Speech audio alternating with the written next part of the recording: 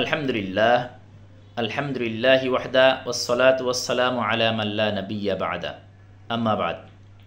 সম্মানিত দর্শক শ্রোতা, আজকে আমরা আলোচনা করব আমলে কাসির নিয়ে। আমরা সকলেই জানি যে নামাজ ভাঙ্গার কারণের মধ্যে একটি কারণ হলো আমলে কাসির।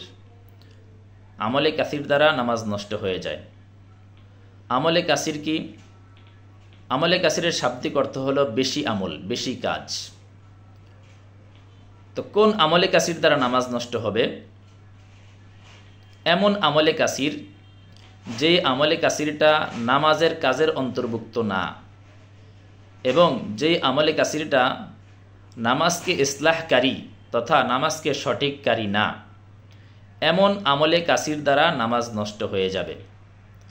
নামাজকে ইসলাহকারী আমলে কাসির সেটা কি জিনিস? সেটা হলো, যেমন কোনো ব্যক্তির উজু নষ্ট হয়ে গেছে, উজু চলে গেছে, এখন সে উজু করার জন্য যাওয়ার ক্ষেত্রে যেই কাজগুলো লাগে, উজু করার জন্য যেই কাজ করতে হয়, সেই কাজগুলো আমলে কাসির, কিন্তু সেই কাজগুলোর দ্বারা তার নামাজ নষ্ট হবে না। কারণ হলো, তার এই কাজগুলো তার নামাজকে ঠিক করার জন্য করা হইতেছে।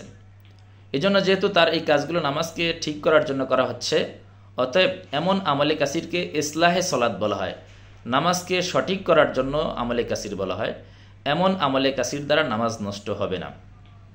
মোট কথা হচ্ছে, যেই আমলে কাসিরটা নামাজের কাজের অন্তর্ভুক্ত নয় এবং নামাজকে ইসলাহকারী তথা নামাজকে ঠিককারীও নয়, এমন আমলে কাসির দ্বারা নামাজ নষ্ট হয়ে যাবে। এখন আমলে কাসির আমরা বুঝবো কিভাবে? আমলে কাসিরের পরিমাণ কি? কোনটা আমলে কাসির, কোনটা আমলে কলিল? এটা বিভিন্ন ইমাম, বিভিন্ন ফোকায়ে কেরাম তার পদ্ধতি, তার সুরত বিভিন্ন রকম আলোচনা করেছেন, যেগুলো আমরা ইনশাআল্লাহ সামনের পর্বগুলোতে ধারাবাহিকভাবে আলোচনা করব।